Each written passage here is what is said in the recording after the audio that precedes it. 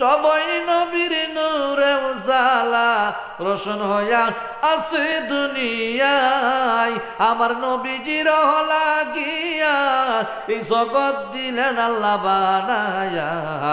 আমার নবীজির লাগিয়া এই জগৎ দিলেন আল্লাহ বানায়া। নবীজির নূর দেখতে পাওয়া যায়, আই গো সময় যায় কেমনে যাব সোনার মদিনা। আমরা সোনার মদিনা যাইতে চাই কি চাই না? সোনার মদিনা কেন যাবেন? যে মদিনাতে নবীজি শুয়ে আছে, কি বলেন ঠিক কিনা?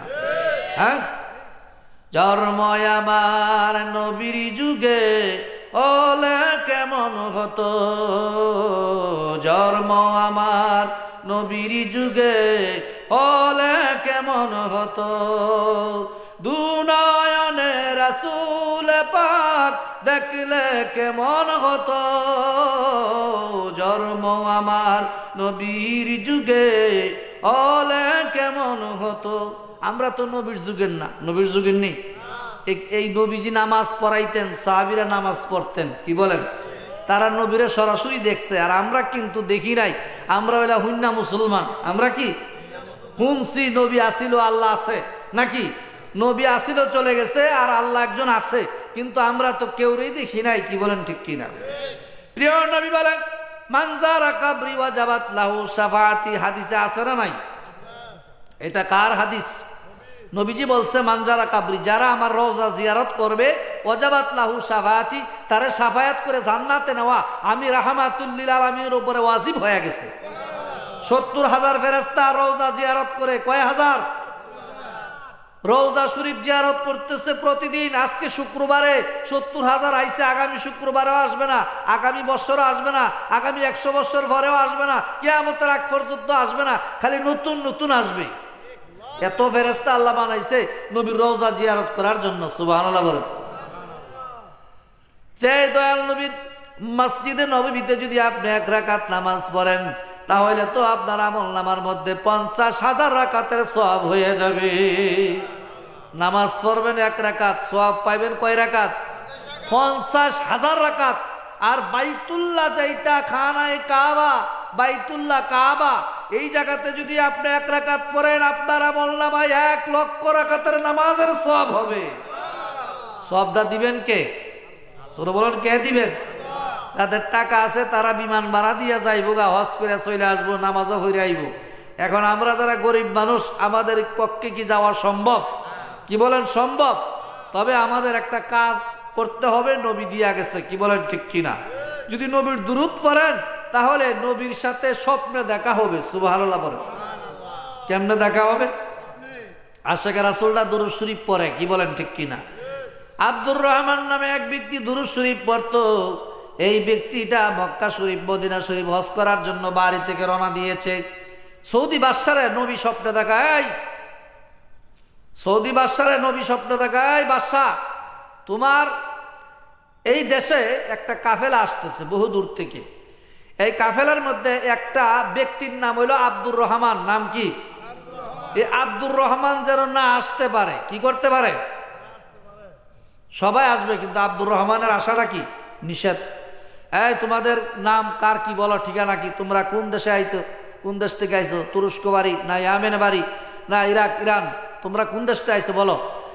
তা আব্দুর রহমানের নামটা কি জিগাইলো, আব্দুর রহমানকে পাওয়া গেল। আব্দুর রহমানকে কি পাওয়ার পরে তুমি চলে যাও বাড়িতে, তোমার আর যাওয়া হবে না, তোমার আর কি। আব্দুর রহমানকে ফেরত দিল। আব্দুর রহমান তো যাইতে নারাজ, নাসুরবান্দা। আব্দুর রহমানকে যেমনি হোক মদিনায় যাইতে হবে, নবীজির রওজায় গিয়া সালাম দিতে হবে। আব্দুর রহমান পরের দিন আবার একজন হাজী সাহেবের সঙ্গে চুক্তি করলো। কি করলো? হাজী সাহেবের কইল, যেমনি মদিনায় পৌঁছাই দিবার, টাকা পয়সা লাগা আমি দেবো। কেমনে নিমু, কেমনে নেওয়ার সিস্টেম কি? নেওয়ান তো যায় না, খুব কঠিন। যাওয়াটাও কঠিন, নেওয়াটাও কি নিতে পারবা। একটা বুদ্ধি বার করছি, কি কয়েকটা বস্তার ভিতরে ভরবা, বড় বস্তা আছে না, এগুলির ভিতরে বইরা উডের নিচে বানবা। কোন জায়গা বানবা?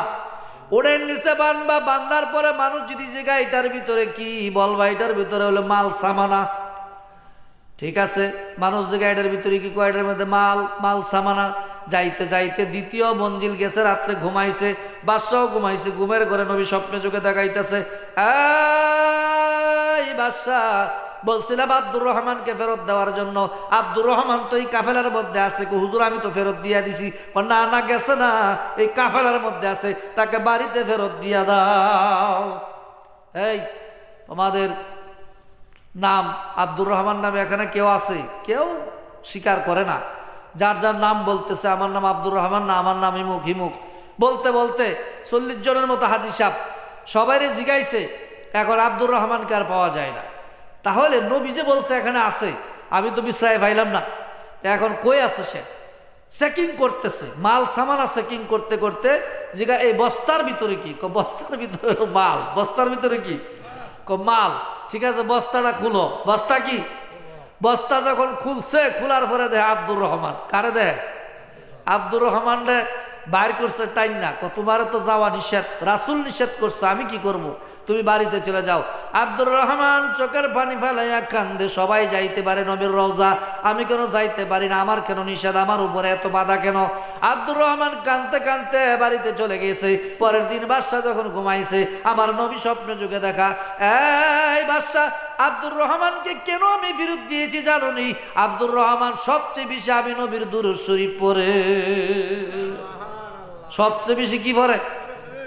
দুরূদ শরীফ পড়ে।